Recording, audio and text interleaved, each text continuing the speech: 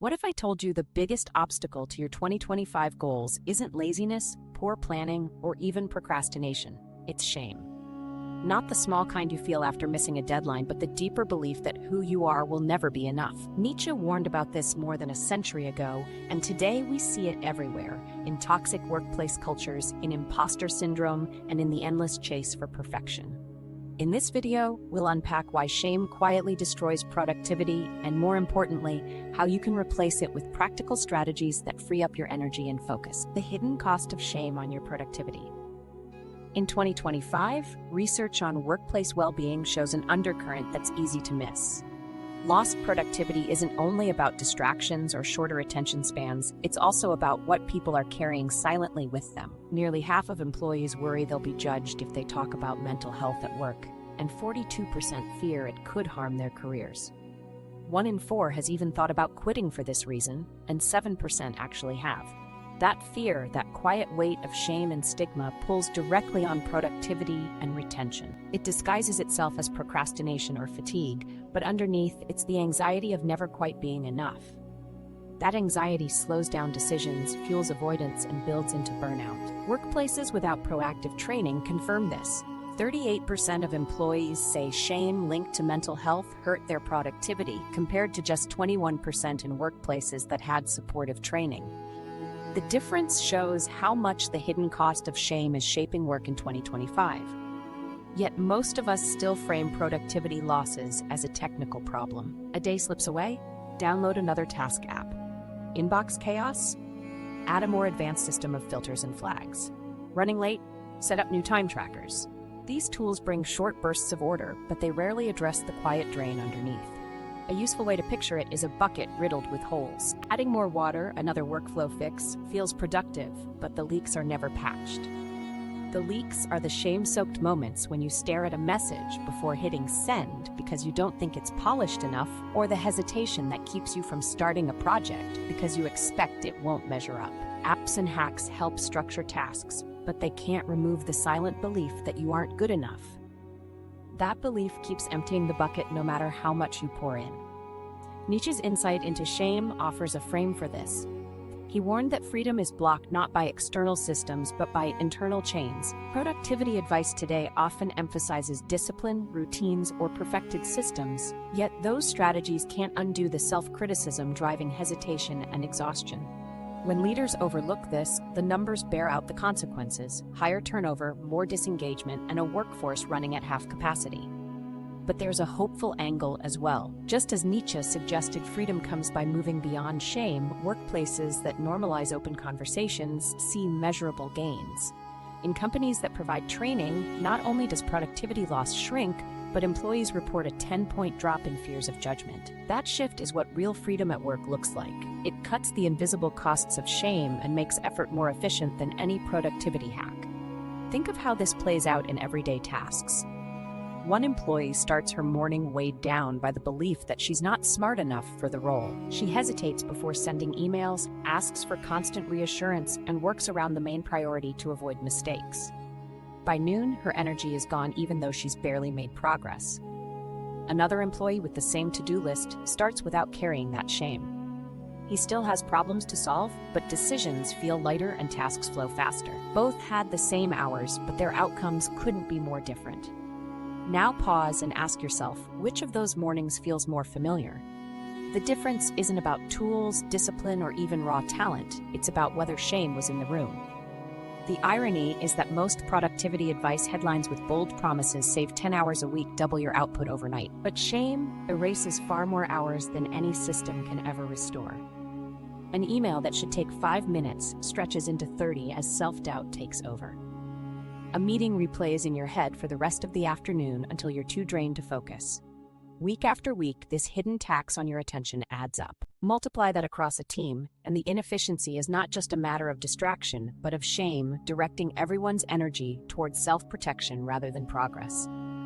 By comparison, when shame triggers are reduced, tasks happen in a fraction of the time. The hours saved come not from speed tricks, but from removing the mental load that stretches every activity. This rising cost is especially sharp in the 2025 workplace. Work and self-image are now almost inseparable. Online profiles, performance dashboards, and live comparisons against peers create a constant pressure to prove worth. In this environment, it's no surprise that even employees who complete long lists of tasks feel like they've fallen short. External systems meant to track progress easily morph into mirrors of inadequacy. Here, Nietzsche's warning that shame keeps us prisoners to society's ideals is visible in everyday dashboards. The ideals reflected back aren't necessarily personal values, they're imposed standards, rankings, and measures that push people into cycles of self-blame. The outcome is predictable: shame grows, energy drops, and burnout accelerates. So when solutions are reduced to more discipline or stricter time blocking, they only solve the problem. Structure has value, but it cannot cover over the internal leak.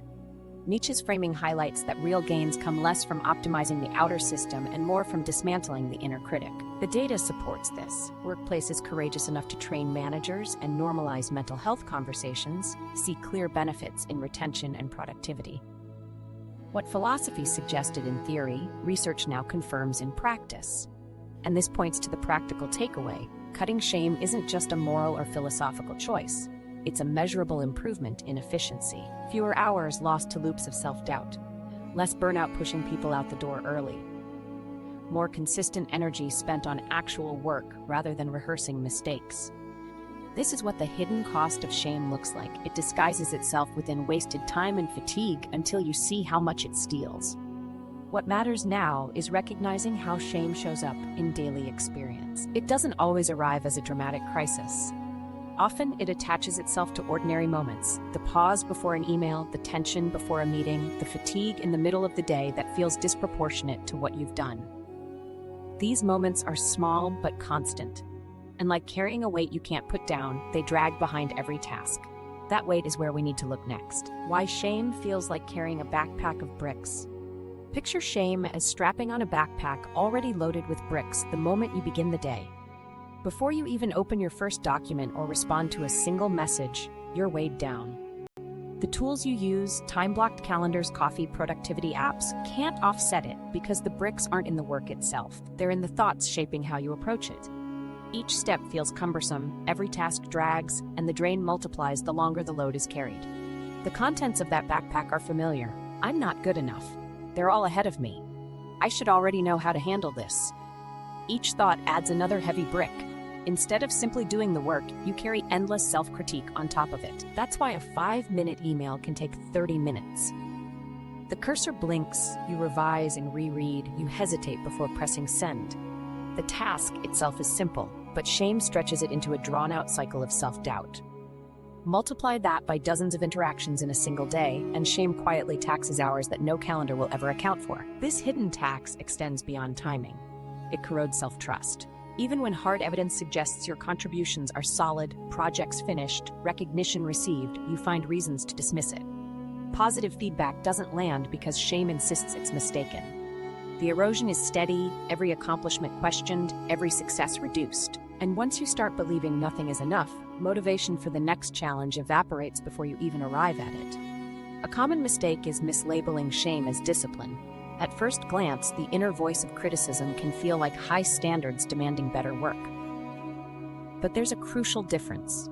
Discipline keeps attention on the task and flows from genuine values. Shame redirects that energy inward, attacking the self instead of clarifying the next step. One fuels useful effort, the other grinds it down. When this confusion sets in, you may believe shame is a requirement for excellence, when in reality, it's the constant resistance slowing you down. The turning point lies in seeing shame for what it is: an added weight, not a necessary condition for good work. Productivity doesn't gain from it. Once you identify it as external to the task itself, you create space to set it down. Imagine realizing that much of your exhaustion doesn't come from the workload, but from the bricks you've been carrying unnecessarily. Suddenly, the same distance feels lighter. Not because the path has shortened, but because you aren't hauling extra weight with every step. This isn't only a metaphor. The data from 2025 makes it clear. Nearly half of employees worry they'll be judged if they discuss mental health at work, and 42% fear career consequences if they admit they're struggling. Only 13% felt safe enough to tell a manager their mental health had impacted productivity in the past year. 1 in 4 considered quitting because of these pressures, and 7% actually did. In workplaces without structured mental health training, 38% of employees reported shame and stigma harming productivity. In workplaces where training and support were present, that number dropped to 21%.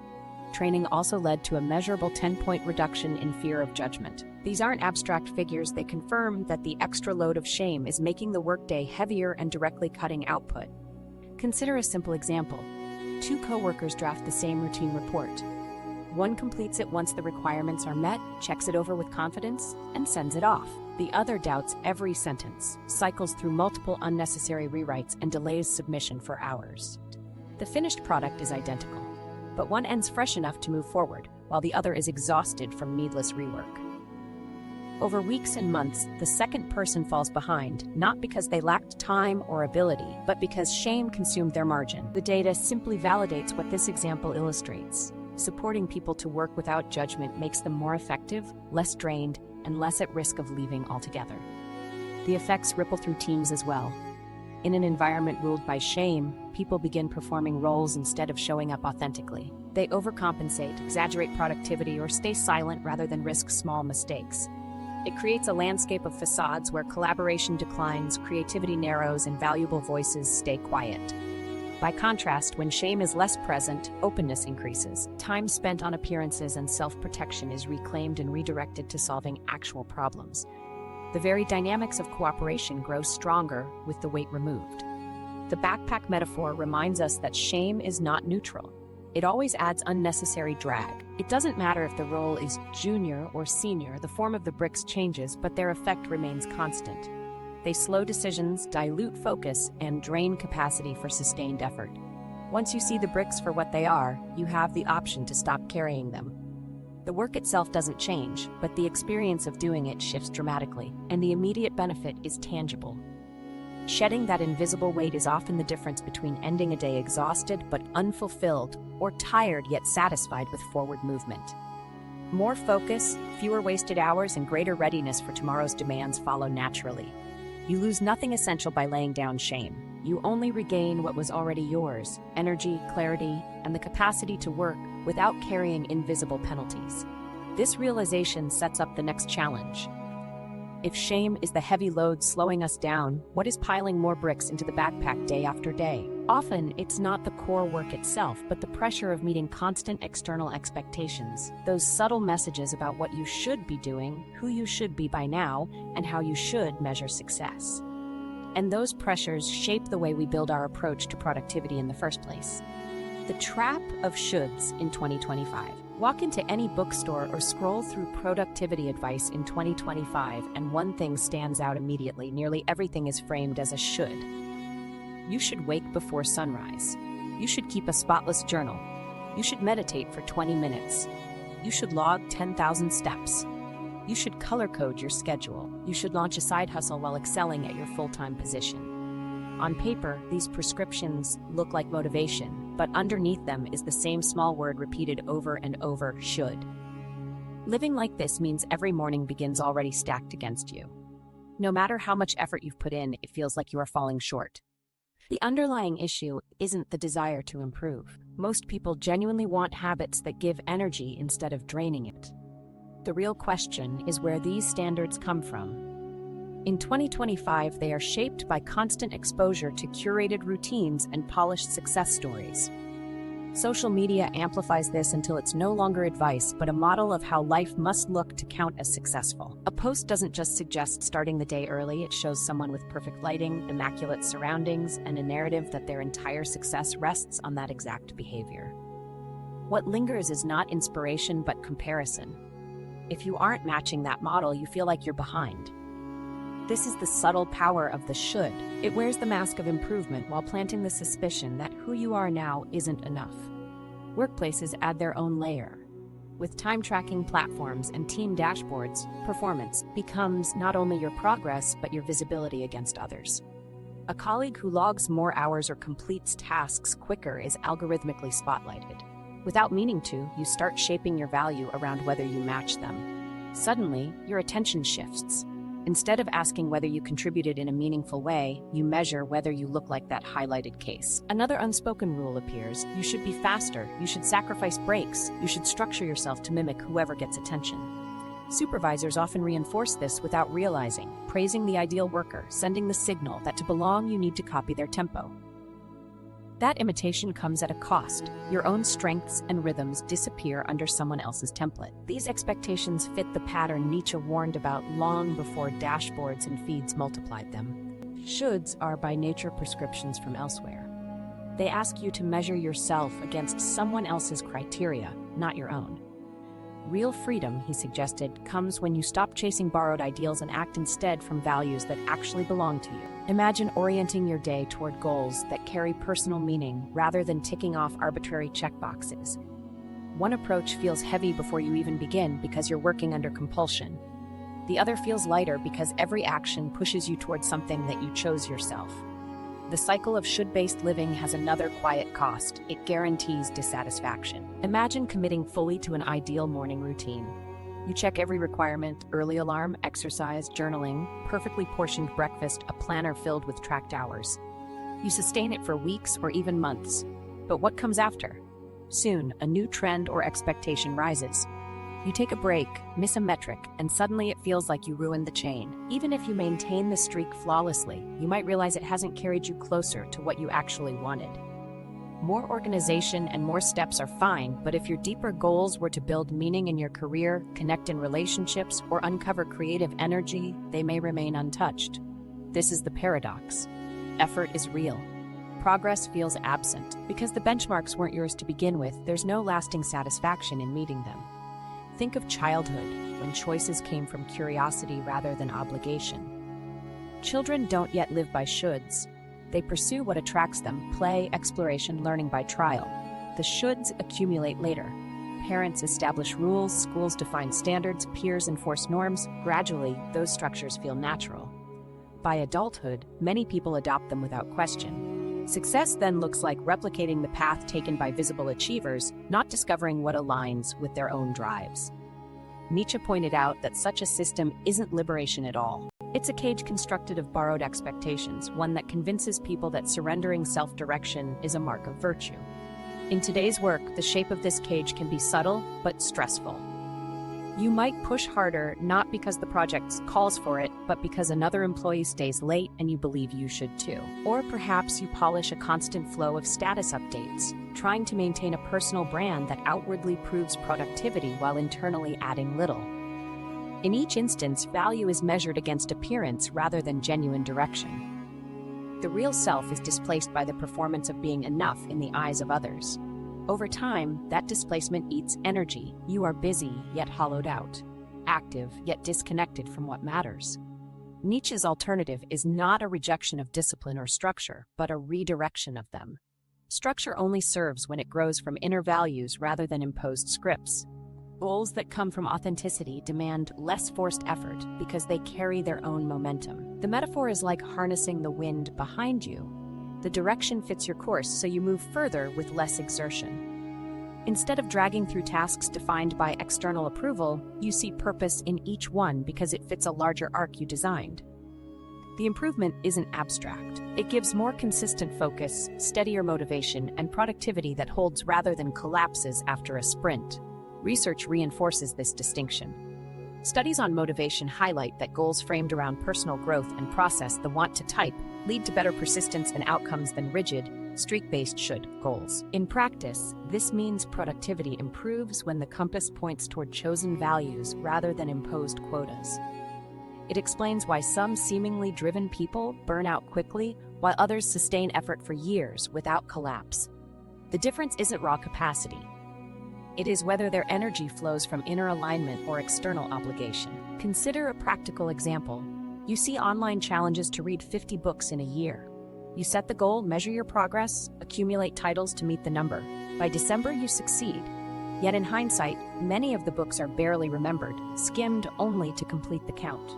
Now imagine a variation. Instead of a volume challenge, you shape the goal around a value: your curiosity about history, your desire to build skills for a shift in work, or your drive to deepen insight into relationships.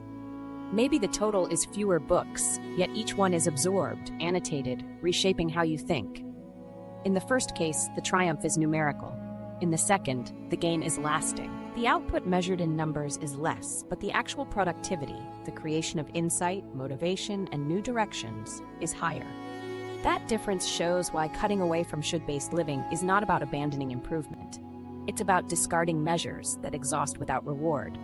The planners, the apps, the habits all remain tools. They become supportive when tied into values, parasitic when driven by comparisons. Without this distinction, productivity becomes a treadmill, constant movement with little progress. With it, the same energy converts into satisfaction and momentum.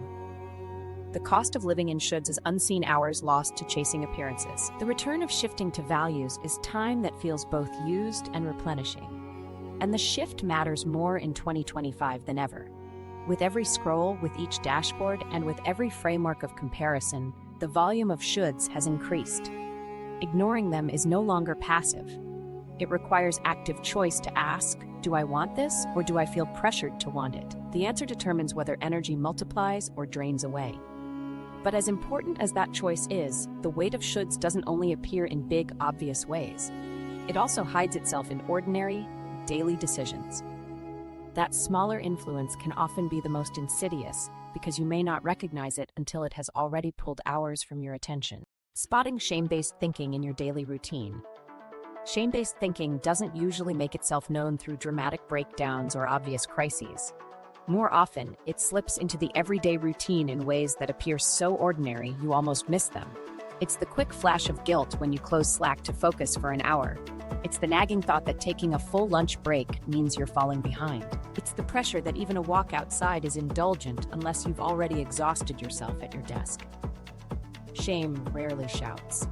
It whispers, disguising itself as responsibility, pushing you to keep proving your worth long after you've done enough. What makes this harder to notice is that shame often looks similar to discipline. In both cases, you push yourself, you work despite discomfort, you put in extra effort. But what feels like dedication on the surface is often powered by very different motives. True discipline grows from purpose. You've decided something matters, and your effort matches that choice. Shame comes from fear that without this effort, someone will think less of you, or you'll think less of yourself. The two drivers lead to very different outcomes, even though to the outside world the behaviors might look the same. A simple test cuts through the confusion. Ask yourself, am I doing this because I want to, or because I feel I should? This small question can expose what's really fueling your work. Imagine exercising because you want to feel stronger and more energized. Now compare that to working out because you should, to avoid feeling judged or falling behind others. The external action is identical, but the inner experience is completely different. One choice builds motivation you can sustain. The other drains motivation and leaves you resenting the activity. Burnout rarely comes from effort alone. Most often it comes from living by shoulds that leach the energy out of every task. The same filter works for everyday work habits. Do you respond instantly to messages because you want steady collaboration or because you're afraid of being seen as unresponsive? Do you sign up for extra projects because the subject excites you or because you feel pressure to prove you're valuable? When you pause and trace that reasoning, you often find shame has tied itself to your choices. These aren't moral failings, they're habits shaped by fear of judgment, and they show up in subtle but consistent ways. Shame takes extra energy because each decision comes with more than just the task itself. When shame drives the action, you're not only doing the work, you're also imagining an unseen judge, rehearsing potential criticism, and trying to prevent disappointment before it arrives. That invisible performance runs in the background of your mind and quietly drains your capacity.